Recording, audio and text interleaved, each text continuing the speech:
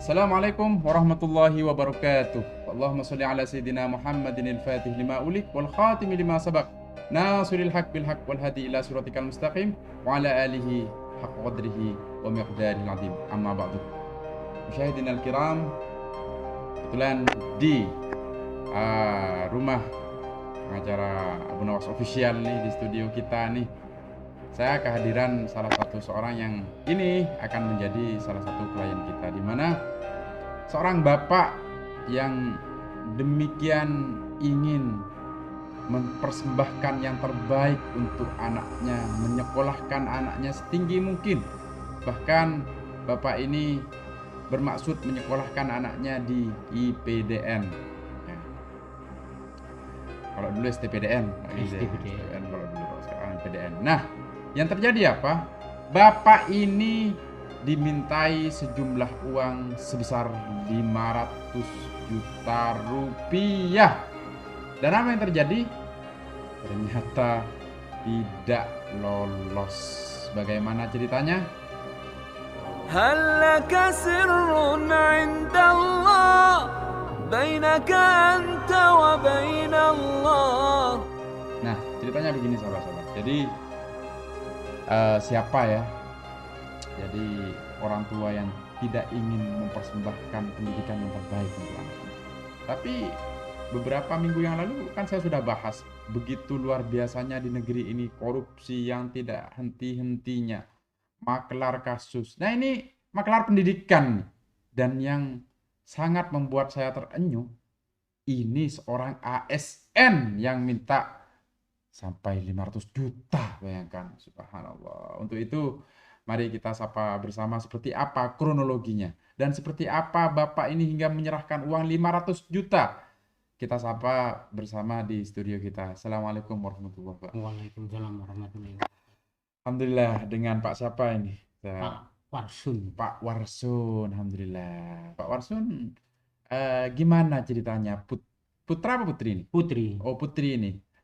Kok bisa sampai punya keinginan masuk di IPDN dan kemudian ketemu dengan salah satu orang dan dimintai sejumlah uang? Bagaimana ceritanya? Ceritanya anak saya cita-citanya memang ke STPDN. STPDN Pak ya. Ustadz. Memang Ya. dari kecil memang Dari kecil semangatnya ya. cita-citanya itu. Mm-mm. Tes pertama gak lolos, tes kedua ya lolos SKD-nya, tapi perankingannya kalah. Gitu Yaitu ya? ya. Tapi ya pertama ini saya dikasih tahu yang namanya orang Bondowoso ini diajak ke kantor gubernuran, ke kantor BKD Surabaya, nemuin. Nah, setelah di kantor BKD nemuin, saya ditunjukkan ke LPK yang namanya.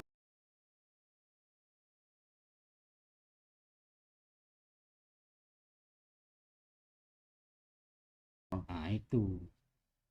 Selanjutnya saya datang suruh bawa nomor rekening. Loh, Setelah artinya tidak berbicara tentang persyaratan-persyaratan apa, entah itu skill, soft skill atau apa yang lain, langsung rekening ini. rekening, setelah itu ya rekening, alasannya kalau anak saya langsung ditinggal di sana gitu. Gitu. Jadi rekening, setelah rekening tak tunjukkan ada 350, diambil 300 di Bank BRI cabang mana itu, di LPK sana itu, apa kecamatan apa itu. Di situ diambil, di situ 300. Setelah itu saya pulang. Sisa 50 uang di rekening ini. Setelah sisa 50, setelah itu minta lagi. Minta lagi 3 kali. 4 kali sama operasi mata itu. Operasi mata? Operasi mata lasi. Maksudnya gimana itu? Kok ada operasi mata itu? Katanya matanya minus, dimintai 14 juta. Oh, tapi benar-benar dioperasi ya? Benar dioperasi kalau betul, matanya. betul udah ya. Ya, betul. Nah, terus? Itu saya enggak mempermasalahkan, yang saya permasalahkan yang 500 ini. Oh, ini yang 14 lain yang 500? Lain. Lain, subhanallah. Ya. Nih Pak Menteri nih, harus lihat nih Pak Menteri, bagaimana pendidikan kita ada calonnya dan tidak main-main. 500 juta, setengah miliar loh. Ya, terus lanjutkan, Pak. Ya, di 500 juta ini setelah itu saya berusaha terus saya kirim melalui rekeningnya ponakan saya yang Beril itu. Hmm. Yang di sini, yang di Surabaya langsung saya sama istri saya diajak ke bank BRI pada waktu itu. Setelah itu anak saya balik lagi suruh tinggal di LPK sana, ada perumahan di sana. Oke. Alasannya bimbel. Bimbel. Tapi bimbel ini tidak pernah masuk. Oh gitu. Pelajarannya tidak pernah masuk sama sekali. Jadi anak saya di sana ini tidak tahu. Alasannya belajar tapi tidak ada yang masuk. Nggak ada Nggak progresnya, nggak ada ya? Tidak ada programnya, kan tidak masuk. Oh, itu di sana ditempatkan di tempat apa, Pak? Di tempat perumahan itu, perumahan tapi kosong.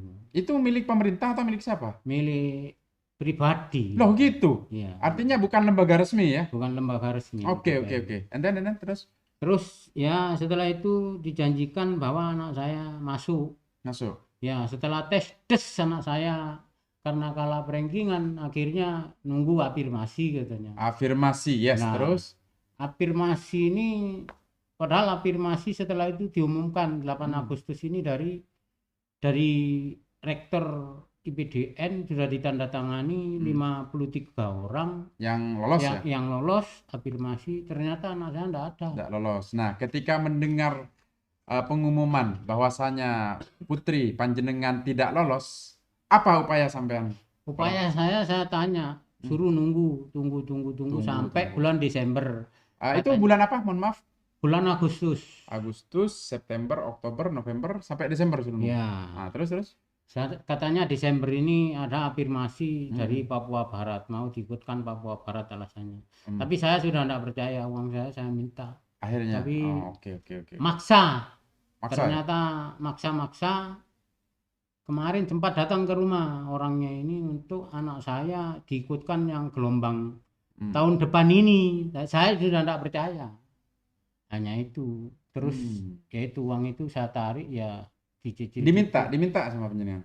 Saya minta, akhirnya dicicil itu. Dicicil. Dari berapa nyicilnya itu? Dari 500 dicicil pertama itu 100. 100. Ya, setelah itu 100 lagi. Setelah itu 75. Oke. Terus? Setelah itu 25 juta. 25 juta ya. Artinya sampai detik ini masih uang sampean yang ada di orang ini ada berapa? 175. 170. Jadi total itu 500 juta tidak termasuk yang mata itu ya 14 juta ya. Kalau itu tidak masalah lah ya. Tidak masalah, itu Oke. sudah. Pertanyaannya sampean memberi 500 juta sedemikian banyak. Apa pekerjaan sampean? Oke, banyaknya. Saya ini purnawirawan tentara. Hmm. Purnawirawan tentara, terus ya kalau masalah keuangan ini karena masalah anak ya jual tanah, warisan. Jual tanah. Jual tanah, Subhanallah. Jual tanah beliau, sahabat-sahabat. Ya Rob, terus jual apa lagi? Jual tanah terus dapat uang pensiunan apa. Pensiunannya Iya. digunakan untuk ini semua. Iya, karena demi anak. Subhanallah. Jadi dari kejadian hingga detik ini sudah berapa lama, Pak? Ya, hampir 1 tahun. Hampir 1 tahun. Bulan 8 ini. Tapi ini memang oknum ini bekerja di ASN di salah satu pemerintah daerah atau di mana? Di pemerintah daerah. Ceritanya saya kan enggak ngerti paham. Saya hanya ditunjukkan dari kantor BKD ke BKD mana? BKD Surabaya. Surabaya. Ya. Artinya ini yang mengarahkan. Yang mengarahkan ke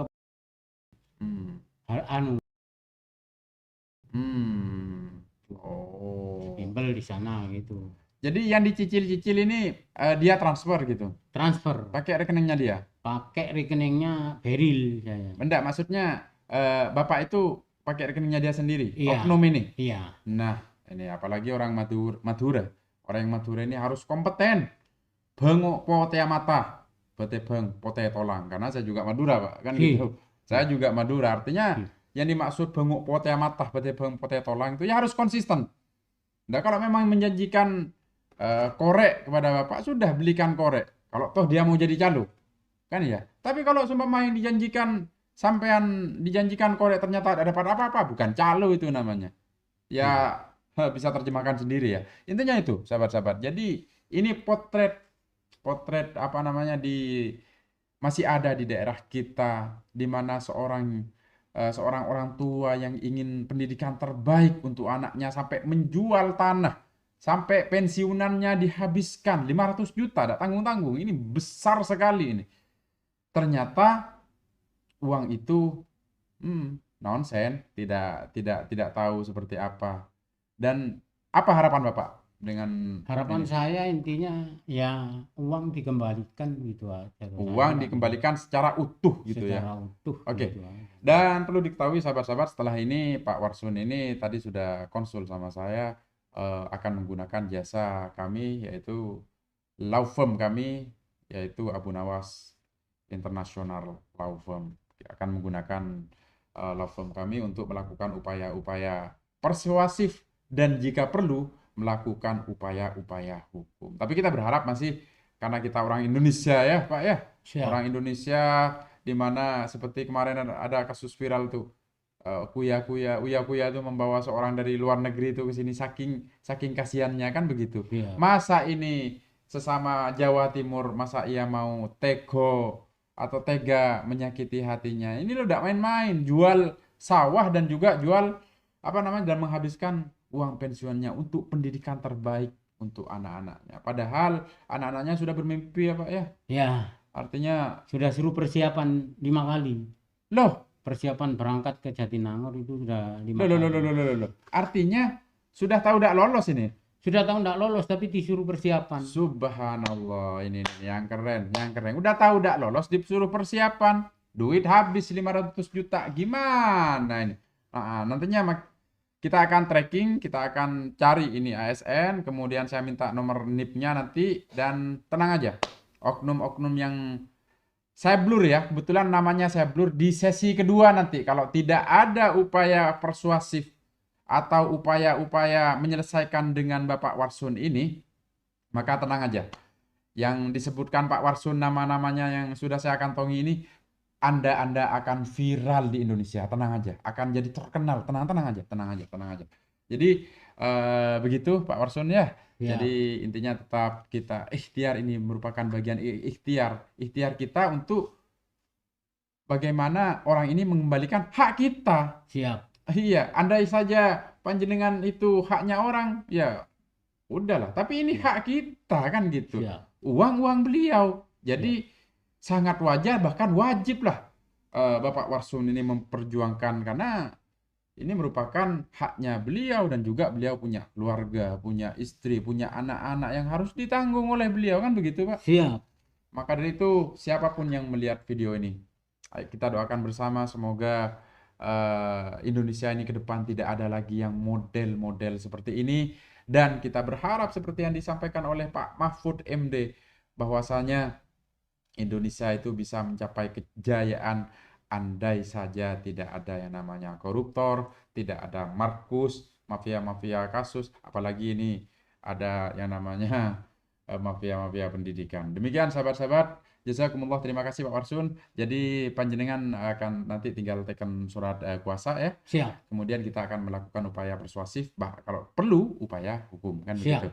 Nah, demikian sahabat-sahabat, aku qauli hadza wa astaghfirullah li wa lakum. Kita tetap serukan, tetap kita harus mengingatkan kepada masyarakat di Indonesia, ayo kita senantiasa mendoakan penegak-penegak hukum kita, mendoakan pemerintah kita, mendoakan siapa-siapa saja yang memimpin di Republik ini, agar senantiasa on the track, agar senantiasa berjalan di atas aturan hukum, dan agar senantiasa berpihak kepada kepentingan rakyat. Demikian, Allahumma sholli ala sayyidina Muhammadin al-Fatih lima ulik wal khatimi lima sabaq, nasiril haq bil haq wal hadi ila siratikal mustaqim, wa ala alihi haqqa qadrihi wa miqdarihil azim. Assalamualaikum warahmatullahi wabarakatuh. هل لك سر عند الله بينك أنت وبين الله